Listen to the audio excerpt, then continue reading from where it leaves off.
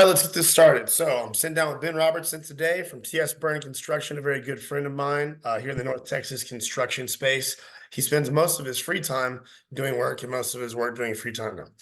There you Ben go. Robertson actually is a wonderful business development professional from TS Burn Construction here in North Texas. And we're just sitting down today to go over some branch topics, but mostly we're trying to figure out what the historical guidelines were and how that reflects today in the market that's going on. So we have a ton of public work, a ton of new breaking ground events, and what's going on with you, Ben? Hey man, I'm so glad to be here, Brad. I appreciate this opportunity. As you and I've talked about quite a lot, in two of the busiest construction markets in the nation right now are DFW and Austin, San Antonio. And I'm blessed to be responsible for project procurement over those two divisions here with Burn Construction. And what's fascinating right now is there's over $50 billion in vertical construction that's going to break ground within, let's call it 45 minutes of my office, where here in just south of downtown. And so, it's a fascinating time to be in, and that the purview of construction coming this way is nonstop. Every genre, every expertise, there's something for somebody to do. And so, it makes me look good when it comes to landing work, but also we're blessed to just have the work happening here in our market, and trying to find enough people to raise up within the industry so that we can continue to grow and succeed is the challenge of the day. Okay. With that challenge, are you referring to perhaps like bonding capacity or capacity of work, proper work scopes, different types of contractors? Absolutely. I think that there's a lot of startup construction businesses that see the growth potential here, and have to work with people like you and others in the bonding and insurance industries to be able to get their bearings and know what they're truly braced and capable of pursuing. And then separately, it's finding skilled labor and skilled management that have been in the industry or understand the industry, so that you can not only procure that work, but successfully produce that work and continue to make lifelong impact with our community and with the things that we see going up around us. Nice. So when you partner with these organizations, I mean, the primary things that Burn is pursuing right now, you guys are doing higher ed, or what are you working on right now currently?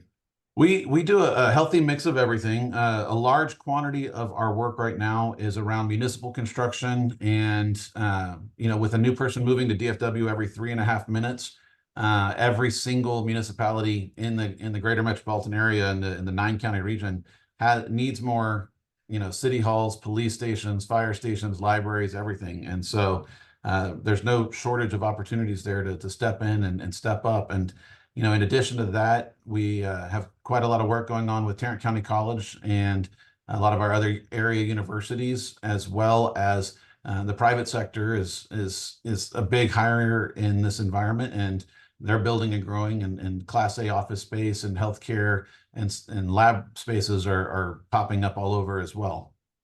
Yeah, I mean, with the advent of a new cultural initiative, I guess the thing that I'd heard through the grapevine was that a lot of schools are closing in lower education due to charter school influx. But then I see this residual effect and this impact from separate markets, like you say, coming towards North Texas because of jobs. And I mean, with that said, I think maybe the backlash or the impetus is going to be struggling to find public school options and other things and accommodations for these new people that are coming into town. Um, you gave a good talk. We went down there to the A&M ribbon cutting, I believe it was, and you're giving a brief history and a brief overview, kind of what the past of Texas has been, and especially the Fort Worth market.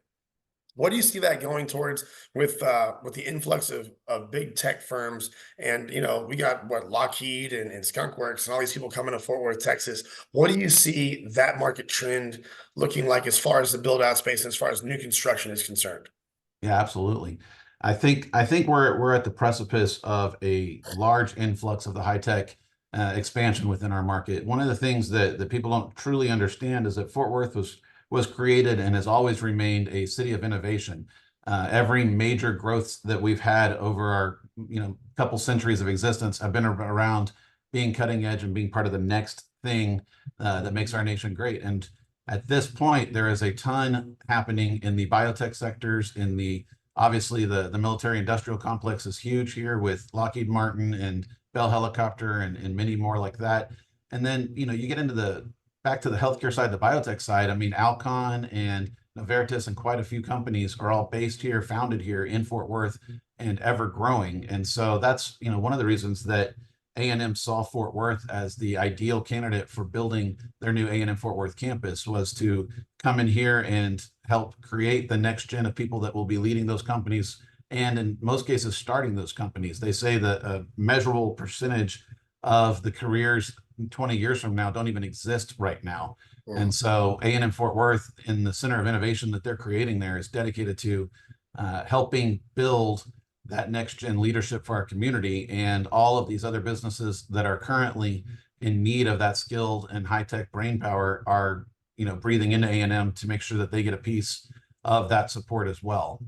Awesome. So from DFW to the Silicon Metroplex, I guess we're gonna call it from now on, right? That's right. That's right. Cowtown to Silicon Valley.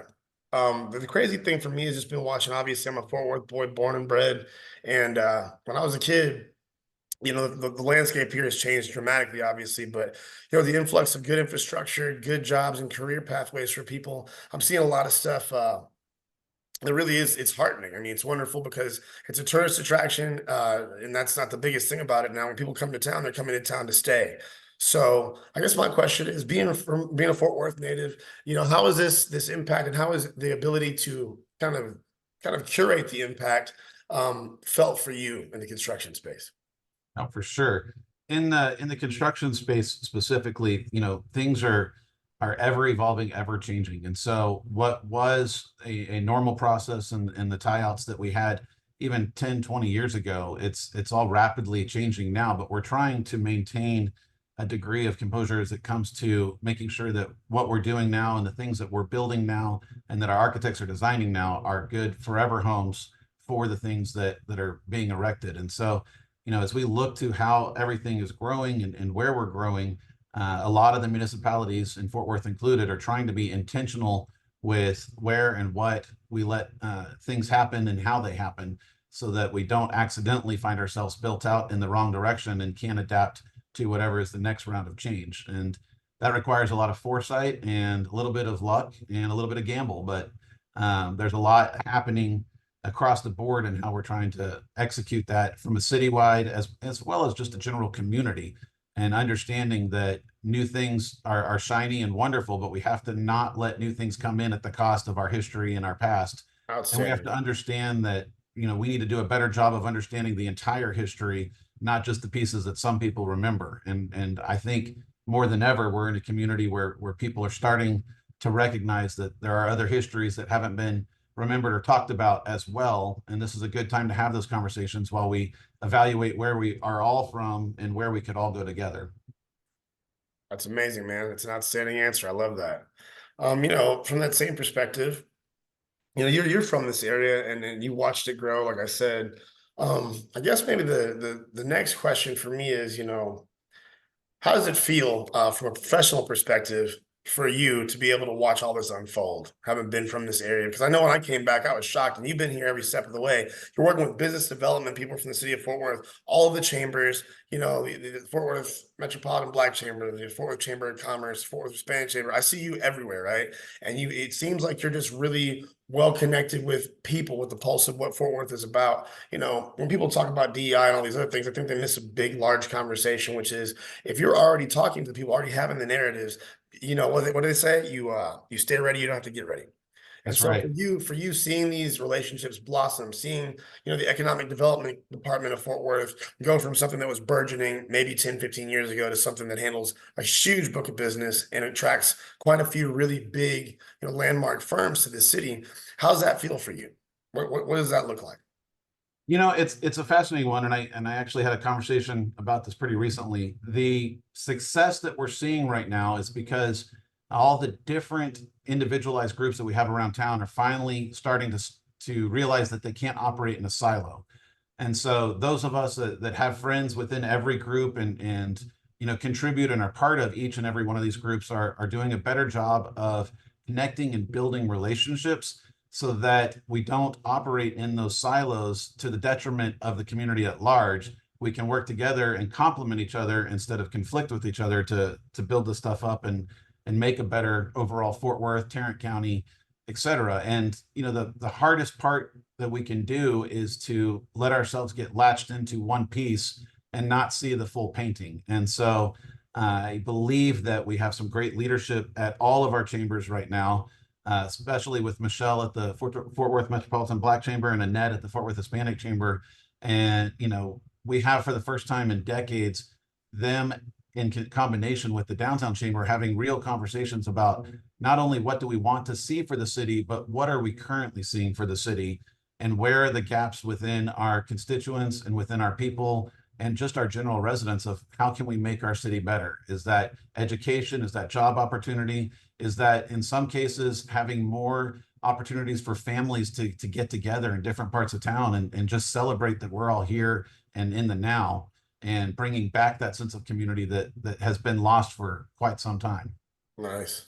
I also want to take a chance to kind of plug the charities that you're working with as well, because I think they're all outstanding. Tough Stars Give Back, is that correct? That's correct. Can you give me a little background and a little reasoning for what's going on with them? Yeah, absolutely. So Tough Stars Give Back was founded by Gloria and Gabriel Starling. Anybody, if you don't know Gloria Starling, she is one of the more amazing women in leadership in our town, and is the general manager of Capitol Grill downtown, amongst numerous other hats that she wears.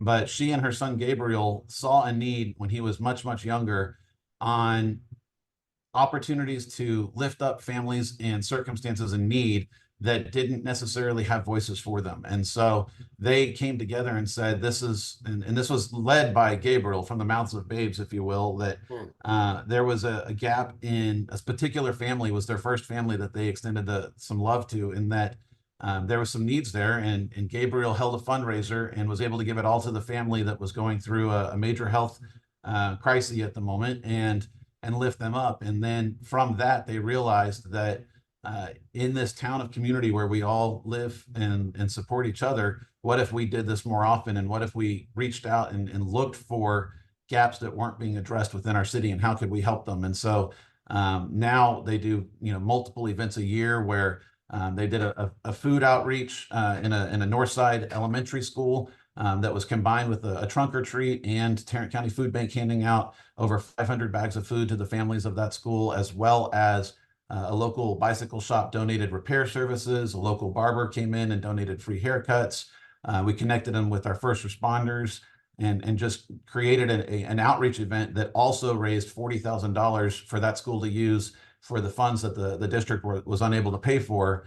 And so that we could come in, and if they needed more basketballs or they needed more supplies for admin or for the teachers, this fund could be used for that. And they do similar events throughout the year, each time picking a different and new cause from within our city that Gabriel picks, and then groups come together to raise funds to support that initiative. And then we set up a trust fund specifically out of the funds raised for that one initiative to be used until the funds are all spent.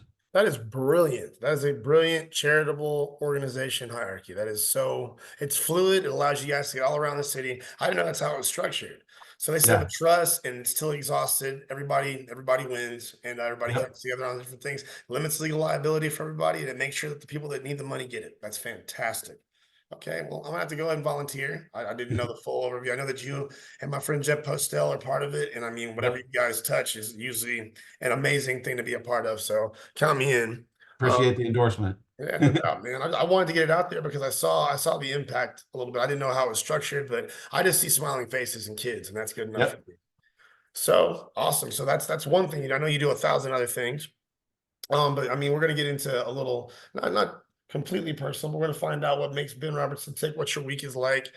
TS Burn Construction, I know that I see you out at the events quite a bit, aside from your volunteering and philanthropic work. The thing that we know about business development is you have to work with these, obviously, the economic development departments of various cities and municipalities. What's the footprint look like for you? Is it just Fort Worth? Is it Tarrant County and the Dallas area, or is that somebody else's jurisdiction? So for me, I oversee procurement for both our North and our South Texas divisions. So that's the 9 county DFW area, as well as all of Austin, San Antonio.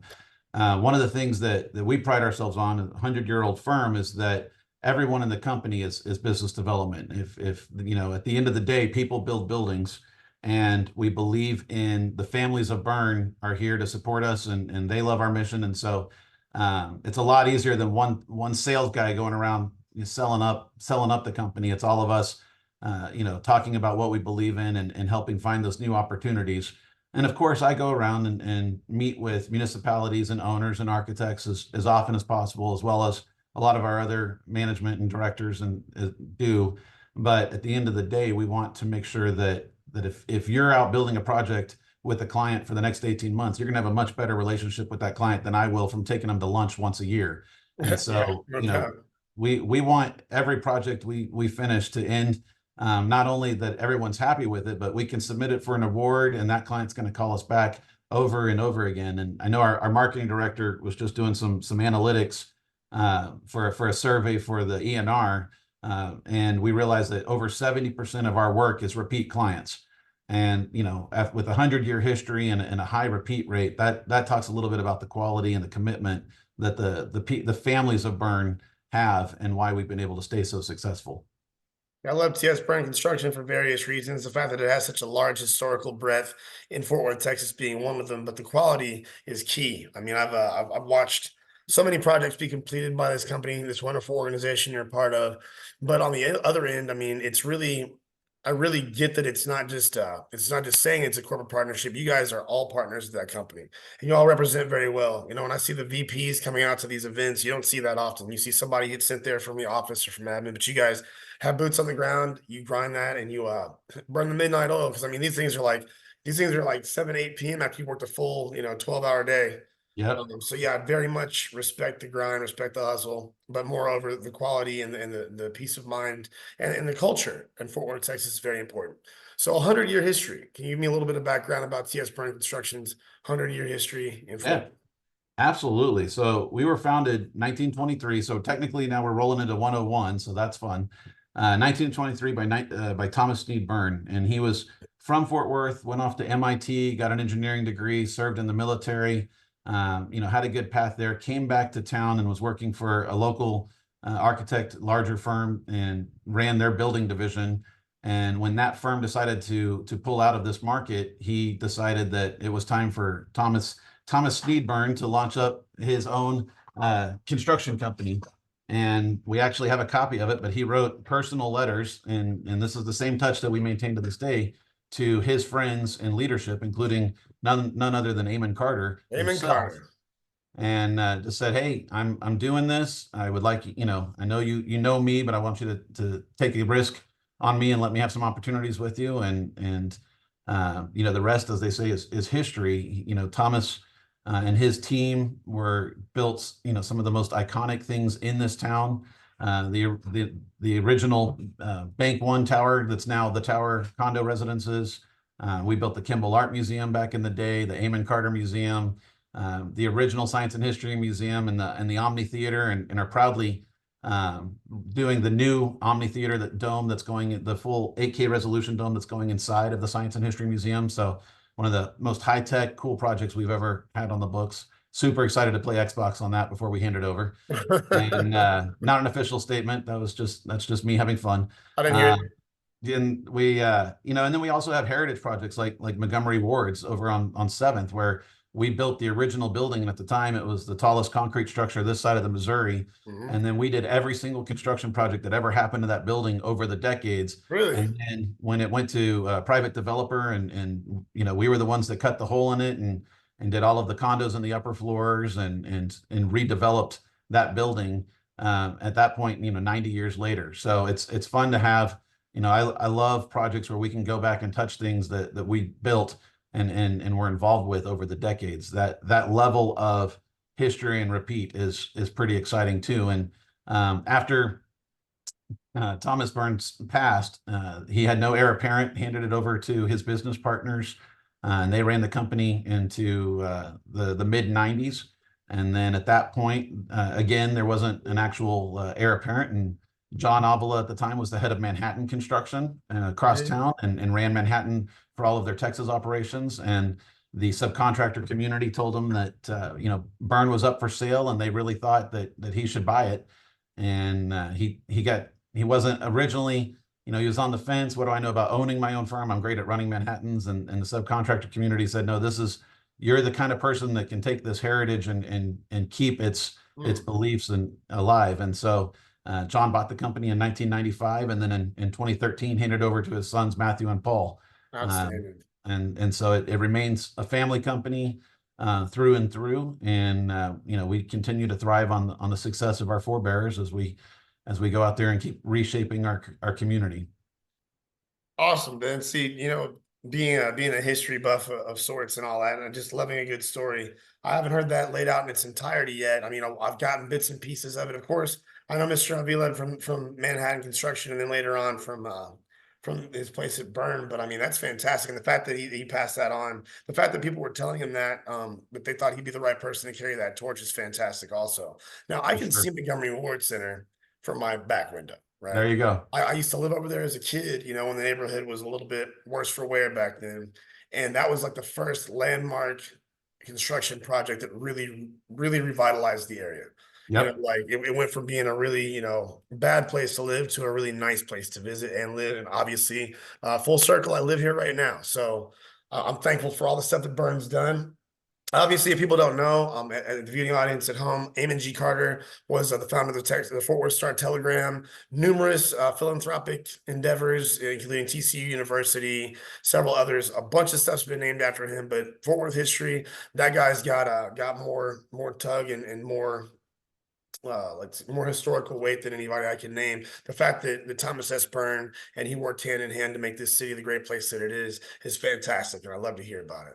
Sure. We did every project he brought to us all the way up into and including his mausoleum after Amon's passing. So Wow. we Okay. were Carter and Byrne were really good friends through and through, and that carried through in our success and the success of this town. Yeah. I mean, really, when I was a kid, that was the name that was synonymous with Fort Worth, Texas. I mean, besides the fact that there's streets and roads and museums, you saw the impact through his endeavors. And really, publication back then was everything. We didn't have, obviously, in those days, the newspaper was your fail safe, and you had to do a whole lot more to hide stuff from people when you put it in print. So you're kind of forced to be a man of your word, and that guy really was, and he really did what he said he was going to do. And this city's based on that.